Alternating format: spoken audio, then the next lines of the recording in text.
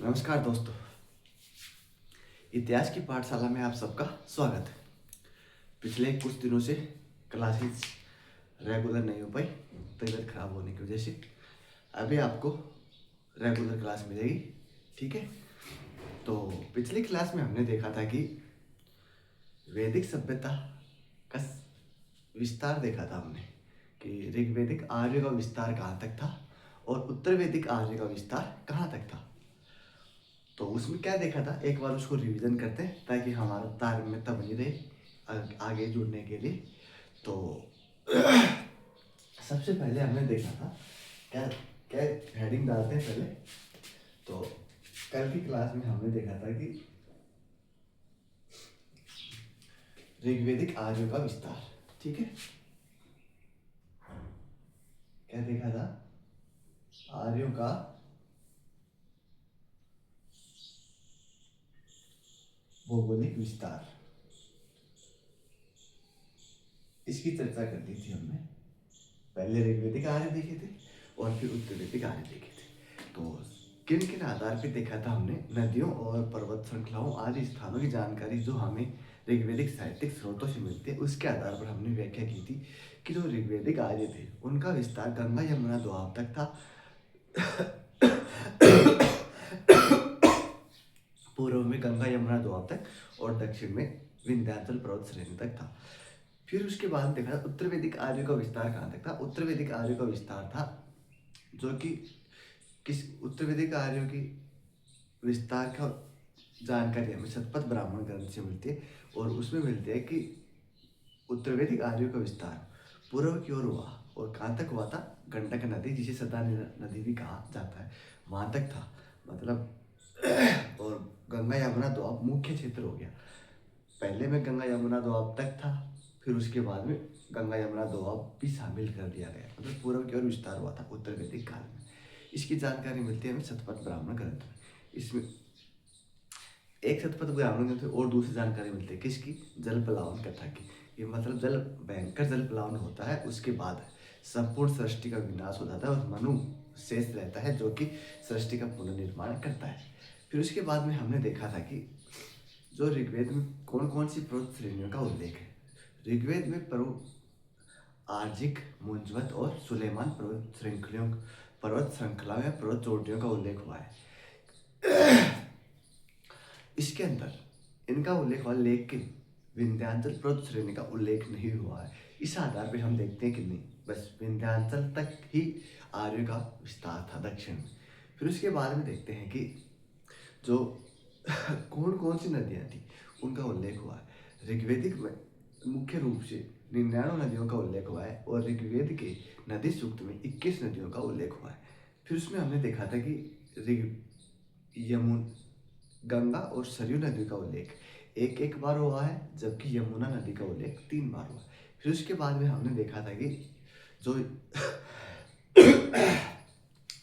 ये है, आर्यों की प्रमुख नदी कौन सी थी, मतलब मुख्य उपयोगी नदी थी सिंधु और पवित्र नदी थी सरस्वती। सरस्वती नदी को नदी तमे, अम्बी तमे और पंचजनों का उत्कर्ष करने वाली नदी कहा गया था। इसके अलावा हमने देखा कि कौन सी नदियों का प्राचीन नाम क्या था, वर्तमान नाम क्या था। सबसे पहले हमने देखा था कि सिंधु नदी, सिंध वर्तमान नाम है, सिंधु प्राचीन नाम है। फिर देखा था घग्गर, प्राचीन नाम है, वर्तमान नाम सरस्वती।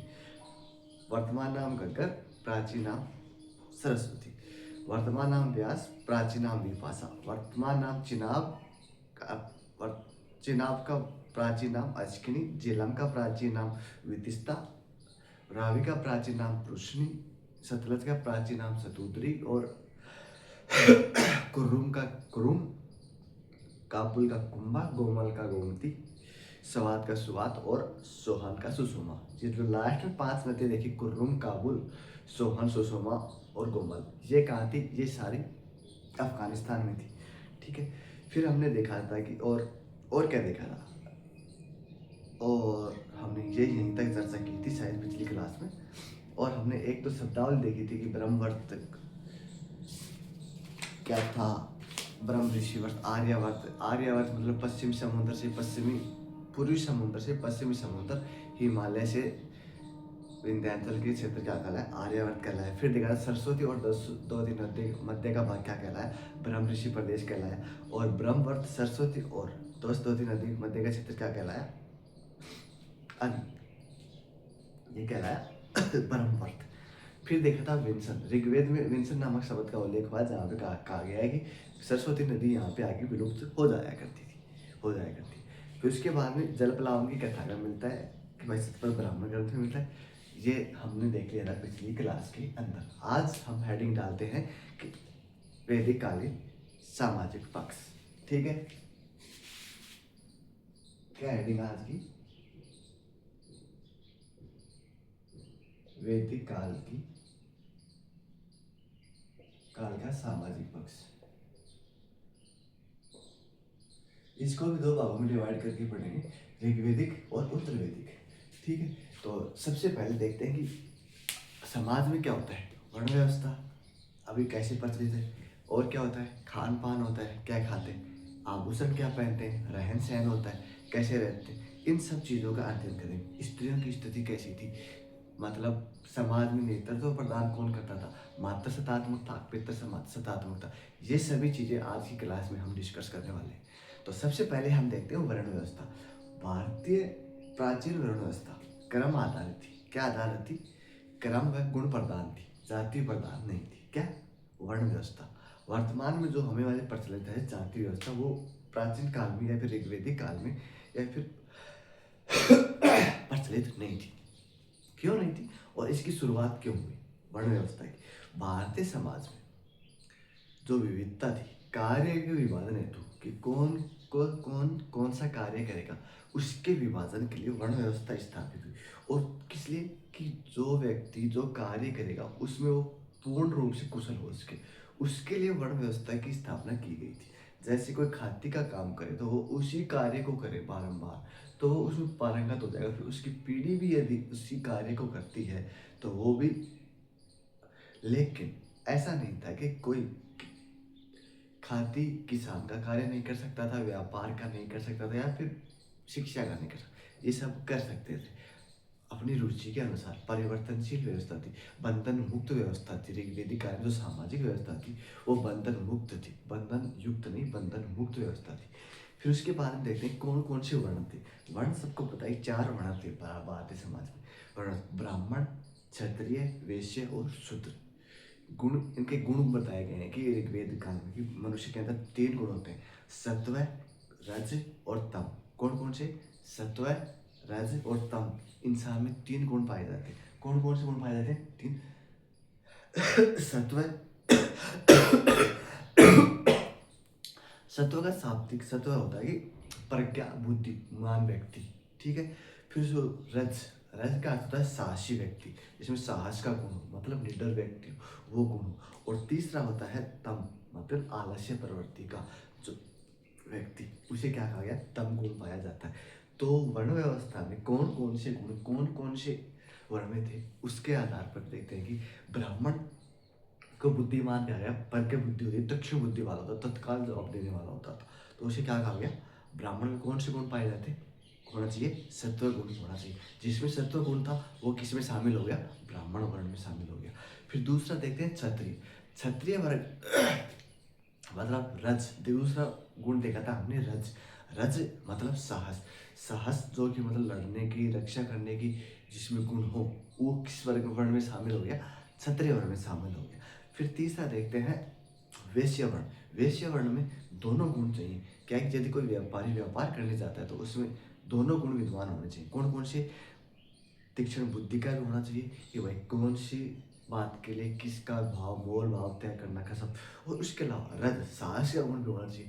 क्या है, व्यापार के लिए प्राचीन समय में जिस भी मार्ग जो भी जाते थे वो घने जंगलों से या फिर समुद्रों से, जैसे भी होता था, उनमें लूटपाट का खतरा होता था, तो उसे लड़ने के लिए साहस वाला गुण भी होना चाहिए। तो दोनों वैश्य में कौन से गुण थे, दोनों गुण थे। कौन कौन से थे, सत्व और रज। फिर देख चौथा वर्ण है अपना शूद्र वर्ण। शूद्र वर्ण जो कि मतलब आलस्य प्रवृत्ति के होते थे, मतलब थोड़ा सा काम किया फिर रेस्ट करो, फिर काम किया फिर रेस्ट, मतलब कोई उनमें वो गुण नहीं था, ना कि लड़ने का गुण था, ना उनमें तीक्ष्ण बुद्धि थी, बुद्धि का इस्तेमाल नहीं करना था, वो किसी में शामिल हो गए शूद्र वर्ण में। फिर उसके देखते हैं कि भाई ब्राह्मण वर्ण के कार्य क्या थे। ब्राह्मण वर्ण के कार्य में आते हैं कि ये क्या करवाते थे, अध्यापन कार्य करवाते थे, यज्ञ करवाते थे और भिक्षा लेना। किसके क्या लेते थे, भिक्षा। कौन लेते थे, ब्राह्मण वर्ण। किससे लेते थे, वैश्य वर्ग और क्षत्रिय वर्ग से। ठीक है। फिर गुण के आधार पर देखा क्षत्रिय, क्षत्रिय का कार्य मतलब सास वाले क्या करेंगे, रक्षा कार्य मतलब सेना में भर्ती होंगे। फिर उसके बाद में देखा वैश्य वर्ग। वैश्य वर्ग करता था कृषि, पशुपालन और व्यापार, तीनों करते थे। क्या तीनों में ही, कृषि में भी साहस की जरूरत होती है, हर कोई व्यक्ति कृषि नहीं कर सकता। वर्तमान में हम देख सकते हैं कि सभी लोग, पढ़े लिखे लोग जो कि कृषि को छोड़ते जाते हैं, क्या इस साहस की कमी के कारण। तो पहला तो ये है, मेहनत बहुत करनी पड़ती है, मेहनत मतलब साहस वाला काम ही हो गया, तो इसलिए कृषि। पशुपालन मतलब पशुओं को चराने वाला काम, पशुओं की रक्षा करना, वो भी एक, दोनों कार्य आते हैं इसमें, बुद्धि वाला भी आता है और क्षत्रिय वाला भी आता है। ठीक है। और तीसरा व्यापार, जो हमने बता दिया कि भाई इसके लिए तो दोनों चीज़ें आवश्यक। यहाँ तक हमने देखा कि वर्ण व्यवस्था की चर्चा की। फिर हमने देखते हैं कि जो वर्ण व्यवस्था था उसकी एक देवी उत्पत्ति का सिद्धांत देते हैं कि जो चारों वर्णों की उत्पत्ति हुई वो विराट पुरुष से हुई। किससे हुई, विराट पुरुष से हुई। मुख से हुई ब्राह्मणों की उत्पत्ति, भुजाओं से हुई क्षत्रियों की उत्पत्ति, और लड़ने का कार्य करते थे भुजाओं से। व्यापारी जो लंबी दूरियां लंबी दूरी लंबी दूरी तय करते थे, मतलब जाते थे, उनके लिए मजबूत पाँव थे, तो उनके लिए जंघा के उपयोग किया गया। जंघाओं से किसका निर्माण होता है, वैश्य वर्ण का निर्माण होता है। और सबसे नीचे में रह गए पाद, पैर, और उनसे किसका निर्माण हो, शूद्र से। ये क्या कौन सिद्धांत था, देवी उत्पत्ति या फिर विराट पुरुष उत्पत्ति का सिद्धांत। ठीक है। और फिर उसके बाद में देखते हैं कि जो चतुर्वर्ण व्यवस्था थी, कौन सी, जो ये अपन चतुर्वर्ण व्यवस्था बात करते हैं, इसका प्राचीनतम उल्लेख पुरुष सूक्त में मिलता है। कौन से सूक्त में मिलता है, ऋग्वेद के पुरुष सूक्त में मिलता है। और पुरुष सूक्त 10वें मंडल में है ऋग्वेद में, और जो कि बाद में जोड़ा गया है। ठीक है। और शूद्रवर्ण का शूद्रवर्ण जो कि उत्तर वैदिक काल में स्थापित हुआ था, इससे पहले शूद्रवर्ण प्रचलित नहीं था। लेकिन शूद्र शब्द का सर्वप्रथम प्रयोग ऋग्वेद के पुरुष सूक्त में ही किया गया है, ये हमने देखा आगे। फिर उसके बाद में देखते हैं कि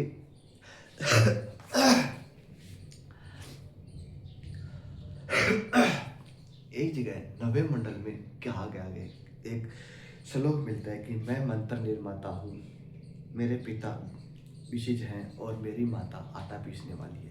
ये किस में मिलता है, 9वें मंडल में एक उदाहरण मिलता है कि जिसके आधार पर मतलब एक ही परिवार के व्यक्ति अलग अलग कर्म कर सकते थे।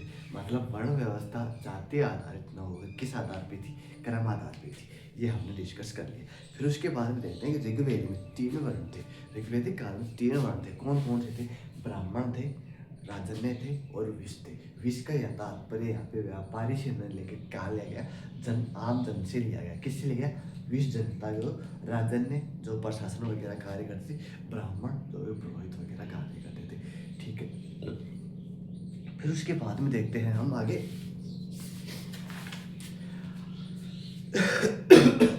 देखें तो देखते हैं कि भाई की समाज था, इसका नेतृत्व कौन करता था, नेतृत्व महिलाएं करती थी या पुरुष करते थे।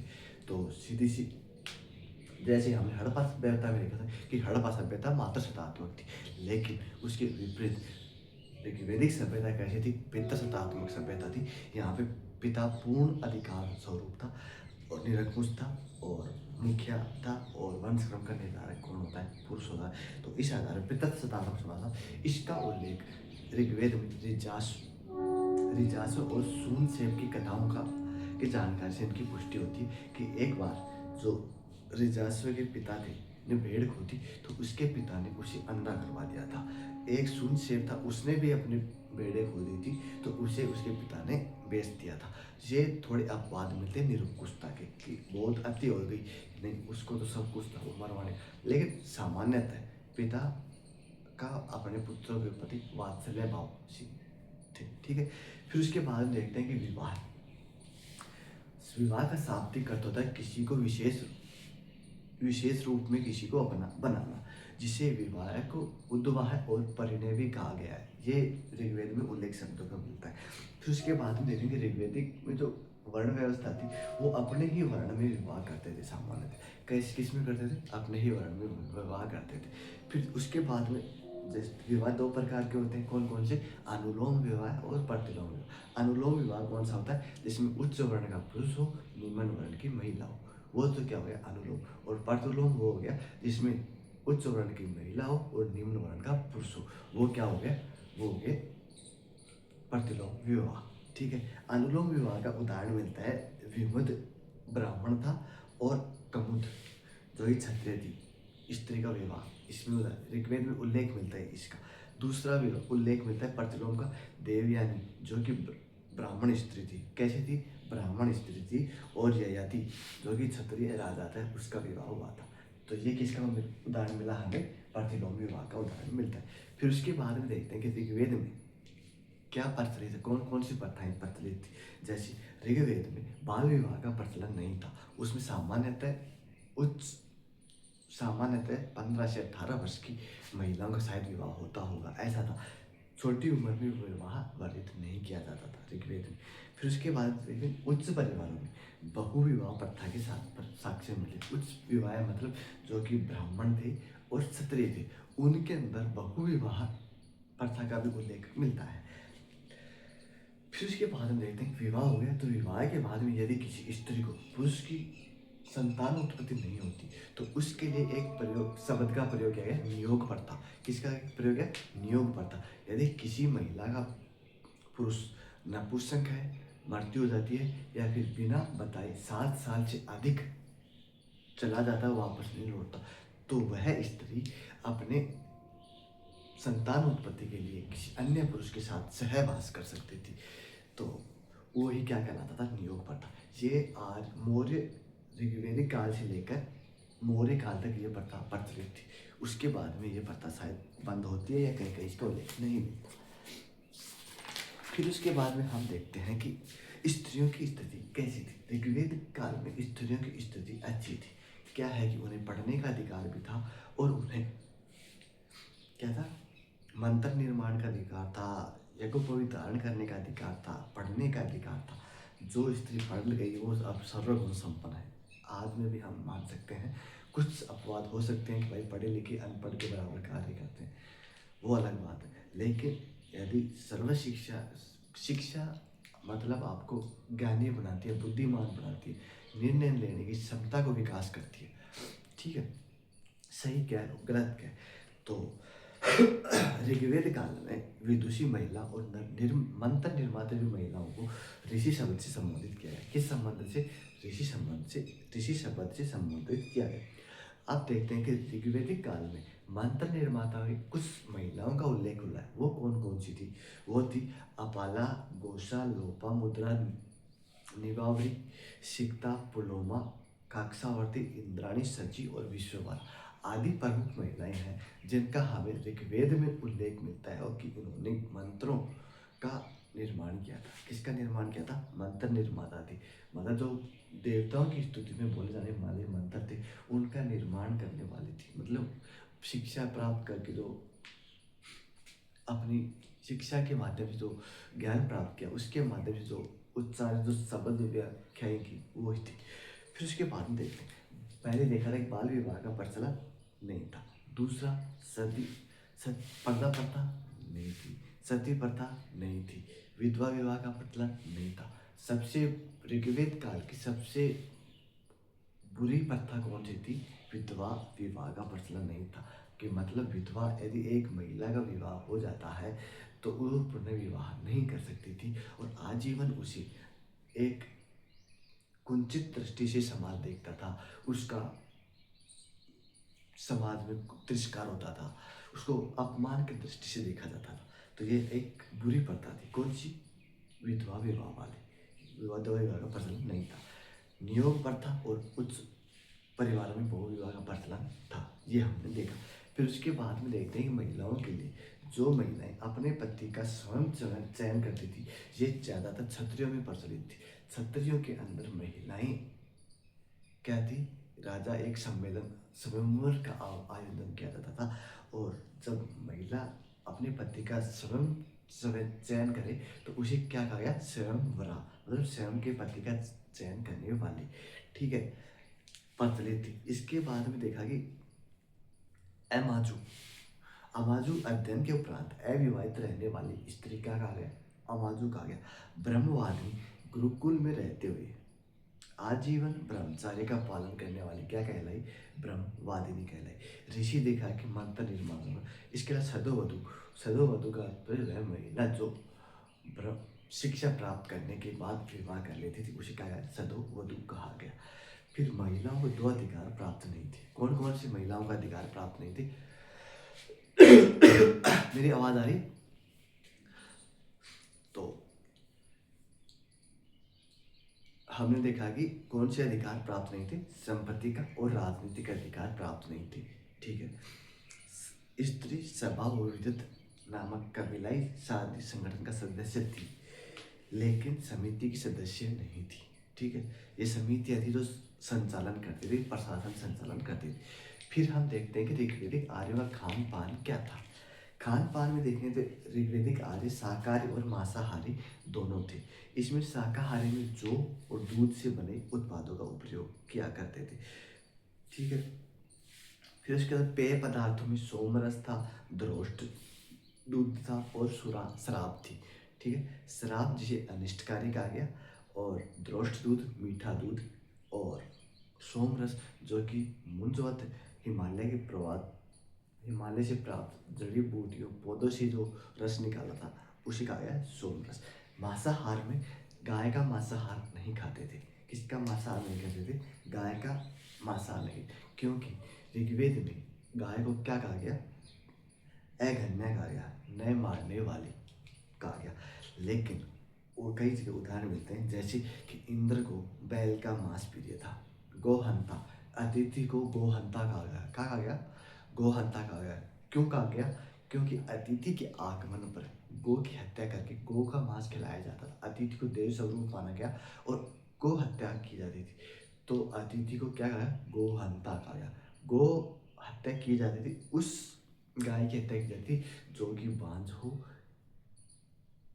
किसकी हत्या की जाती? जो कि बांझ हो, या ठीक है, उसी की हत्या की जाती थी, मतलब जो कि क्या नहीं कर सकती, संतान उत्पत्ति या फिर नहीं कर सकते, उसका ही किया जाता था।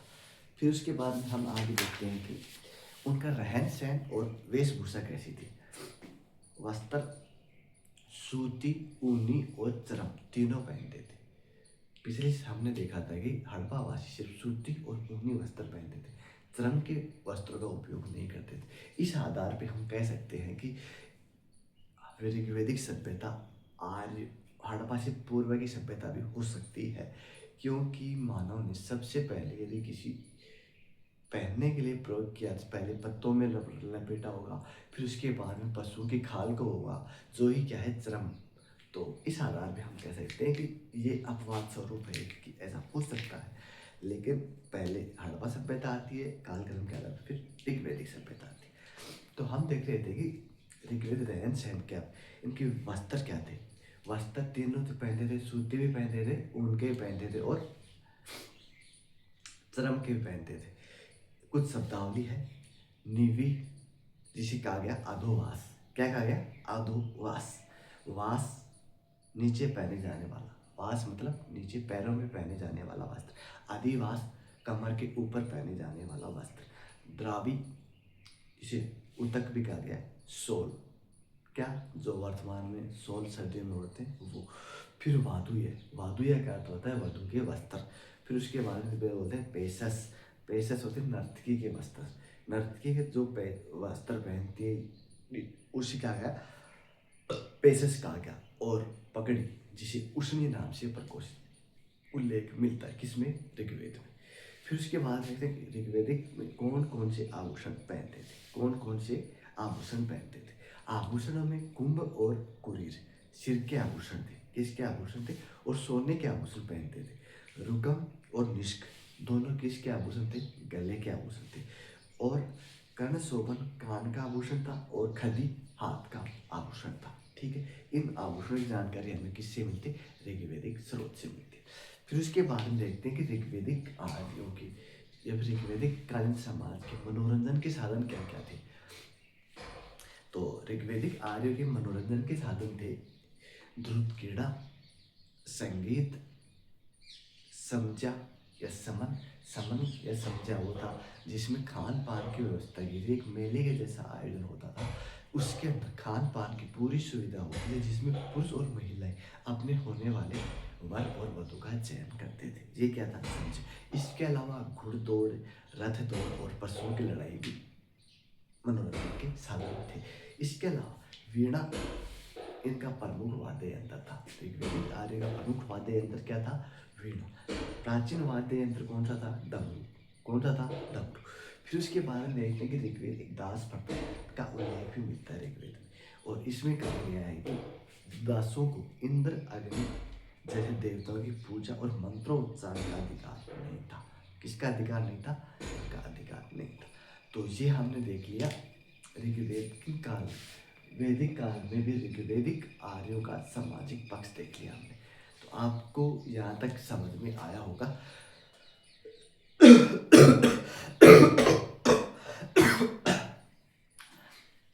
इसको अगली क्लास में लिखेंगे हम, और फिर उसके बाद में करेंगे उत्तर वैदिक कालीन सामाजिक पक्ष कैसा था।